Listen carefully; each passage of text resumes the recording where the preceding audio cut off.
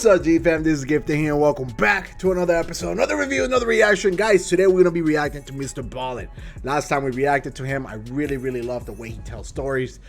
So we're going to be reacting to this today. He just released this video today as well. It's called Police Were Too Scared to Go in This House. Mature audience only.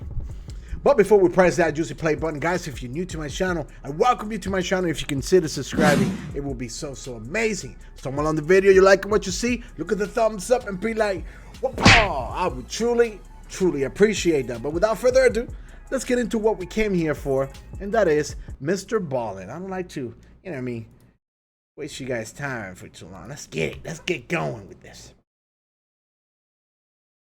Bam! Hit it with a thumbs up because it helps with the YouTube algorithm. And let's get it.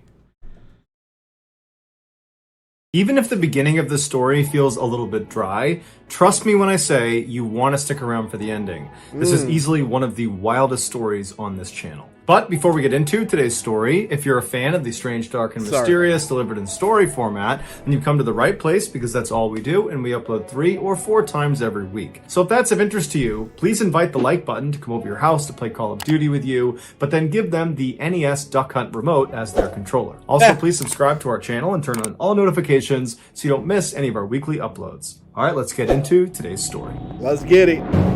Remember, guys, you're going to want to stick around for the ending here. Let's see what we got.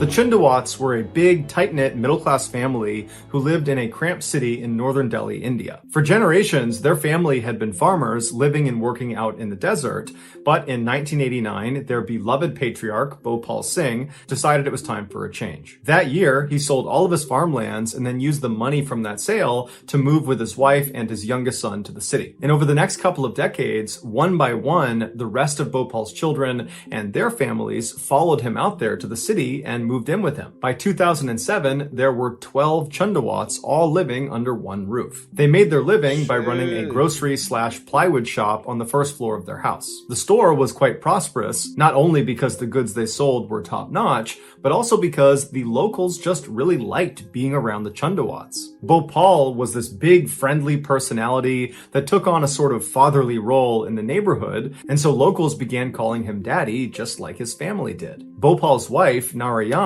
took on a motherly role in the neighborhood and so naturally was nicknamed Mommy. When she wasn't taking care of her own family, she'd be outside handing out tea to workers on the street or looking after neighborhood kids. The rest of Bhopal's family, which included his 3 adult children, 2 of their wives, and 5 grandchildren, were also often seen down at the store, and they were highly regarded and respected as well. By all accounts, the Chundawats seemed like very successful and happy people that kind of had a perfect life. But in 2007, they would face a crisis when Bhopal died. Knowing how much he meant to that family, neighbors were concerned that the family would fall apart without him. But surprisingly, immediately following his death, it was like the family started improving in all aspects of their life. It was like an already perfect family got even better. They began working extra long hours at their store, and before long, they had earned enough money to open another store and put an addition on their house. They improved their health by changing their diet and cutting alcohol and tobacco out of their lives. Their children, who were already very gifted students, began studying even more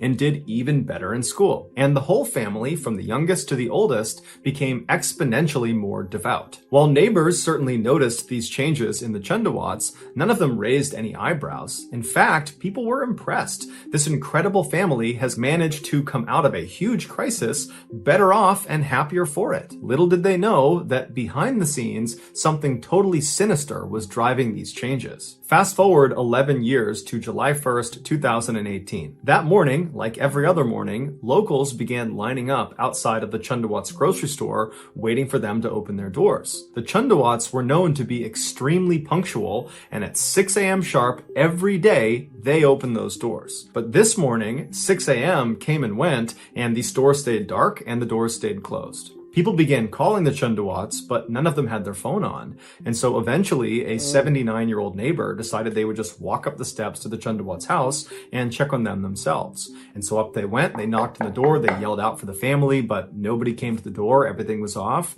And so eventually they just tried the doorknob and twisted it, and it turned. He swings it open and he yells out the family's name, and as soon as the door flings open and he can see inside, he nearly faints. He backpedals, he screams, he runs down to the street, and he yells for someone to call the police. Luckily, there was a police officer in the area, and so very quickly they came over and they cleared the crowd out of the way that was forming at the base of the Chundawat steps. They were all looking up to see whatever this neighbor had seen. And before the officer actually ascended the stairs, someone told him what was seen inside of the house. And so he's mentally preparing himself for what he's about to walk into. He walks up the stairs and he pauses right before turning the corner when he's going to actually see inside the house.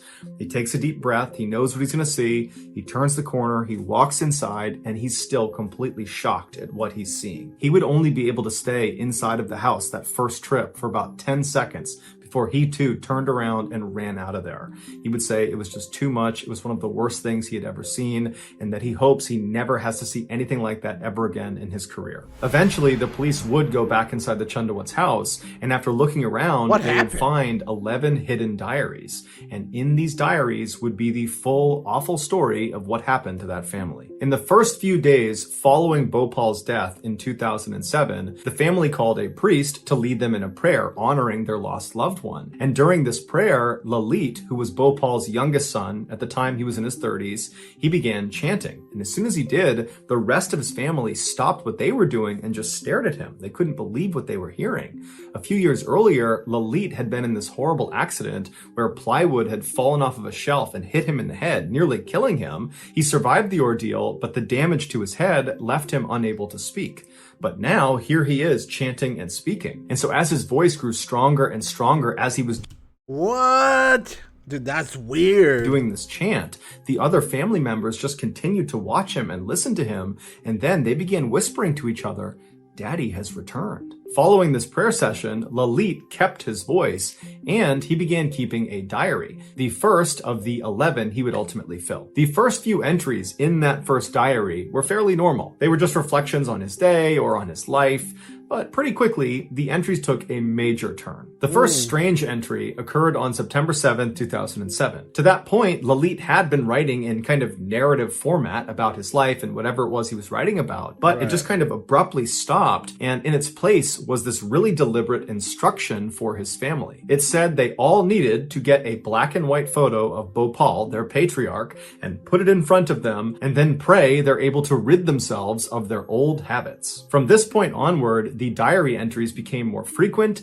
and they stayed in this kind of strange instruction format for the family. It was like it was a growing list of rules for the family to follow. And the tone of these instructions that Lalit is writing out in this diary became more and more aggressive and punitive and hectoring. It was like the family was being punished. But the family appeared to obey all of these instructions. And this was because Lalit told his family that Bhopal had come back from the dead, he had given Lalit his voice back, and he had spoken to Lalit and explained to him that the reason he was back is because he wanted to save his family's souls. Lalit explained that at night, Bhopal would possess his body, and then using Lalit's body, he would write these instructions in the diary for his family to follow. And the idea was, if you follow these instructions, that will set you on the path to saving your soul. His instructions were at first just simple ways to honor Bhopal, but quickly they became really specific directives of how each of the family members needed to live their life on a day-to-day basis. There were instructions about which food they were allowed to eat and when they were allowed to eat it. There were instructions about which things they could sell in their store,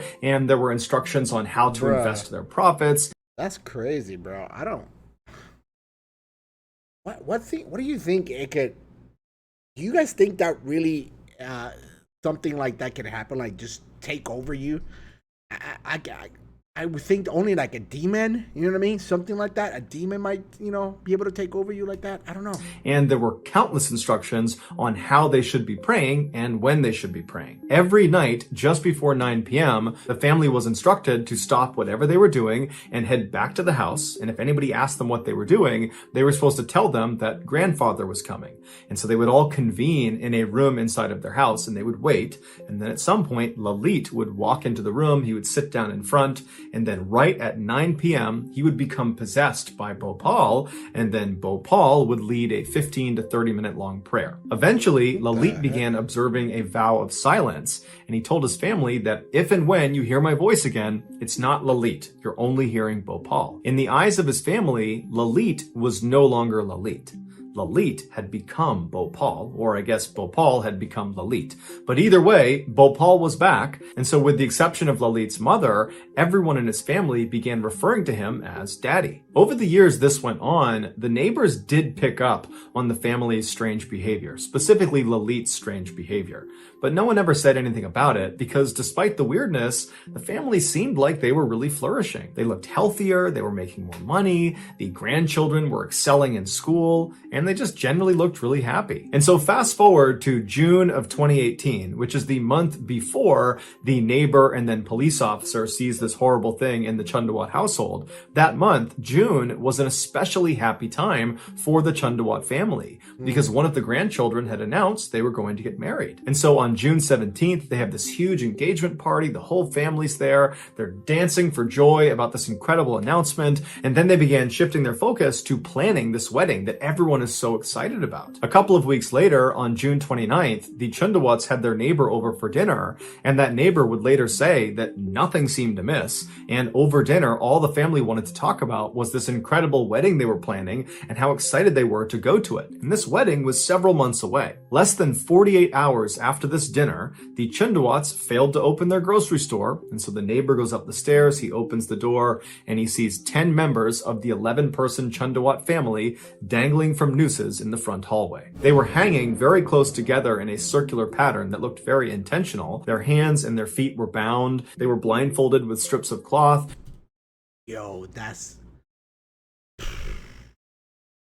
terrifying. Their mouths were taped shut and their ears were packed with cotton balls. On the ground underneath them were black stools that had toppled over. The 11th and final member of the Chundawat family, which was the 77-year-old widow of Bhopal, was found dead laying in a bed nearby with a belt right next to her. The initial thought by police is this was a mass murder, but after reading the last few entries of Lalit's final diary, they realized it wasn't. Lalit had convinced his family that just abiding by Bhopal's strict instructions that he gave them in the diary, that was not enough to save their souls. What they needed to do was participate in a ritual he was calling Vat Tapasya, which means worship at the hanging roots of the banyan tree. 8 days before their bodies were found, the family, who agreed to do this ritual, began practicing for it. And every night they'd work on binding their hands and their feet and then unbinding themselves, and they would tie nooses and put it around their neck and they would tighten them and then they'd loosen them and take them off, and they'd do it to each other until they were very good at doing all of those things. The day before their bodies were found, the family performed what's called a hawan, which is a ceremony of burnt offerings.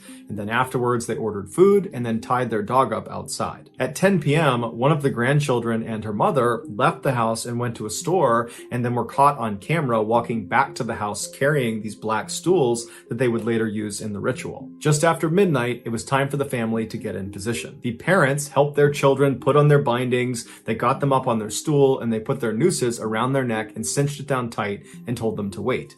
And then afterwards, they did the same thing to themselves. At this point, Lalit's mother most likely realized she was not able to climb up onto the stool because she was hurting or she was tired, and so a decision was made to move her into the bedroom. And so she, along with Lalit and Lalit's wife, Tina, walked into the bedroom, and once she was laying down on the bed, Lalit put a belt around her neck, and then he and Tina pulled on it until his mother went still, and then afterwards he took the belt off, put it next to her, and then Lalit and Tina casually walked back towards the front hallway where the 8 other family members were now in position mansion. They're blindfolded with cotton in their ear. They have their noose on. They're just waiting. And Lalit and Tina walk around the room, kicking their stools out from underneath them. And while their family slowly asphyxiates all around them, Lalit and Tina bind up their wrists and their ankles. They get on their stool. They blindfold themselves. They tape their mouth. They put cotton in their ears. They put their nooses on. They cinch them down. And then they both jump. The very last line in the final diary that Lalit kept, it says, "Keep water in a cup.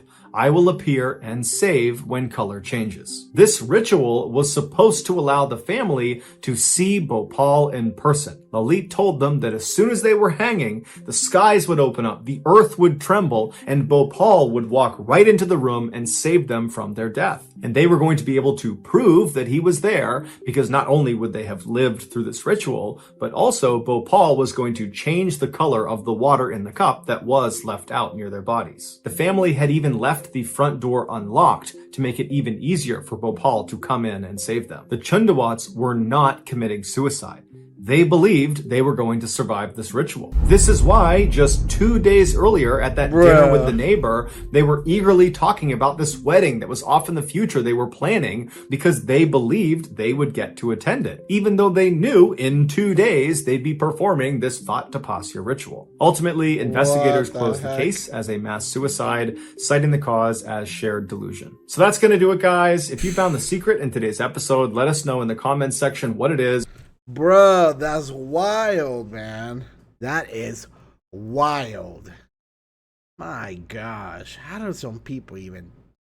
How do you... I don't know. All right. That was Mrballen. Police were too scared to go in the house. What the heck, man? What the heck? Bro, I cannot believe some people will fall for this type of thing. It's crazy. It is crazy to me that people would do this. But, you know, it is crazy, but it's not surprising, I guess.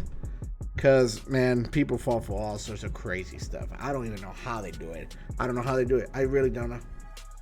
But, guys, that is it for today. Thank you so much. I truly appreciate you guys. If you guys have any other comment or anything other, recommend me, anything else, please leave it down in the comment section. I always welcome it.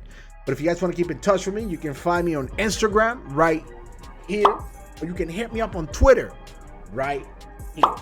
Other than that, guys, thank you so much. I truly appreciate you. And as always, stay gifted, stay true. Peace. Perfect.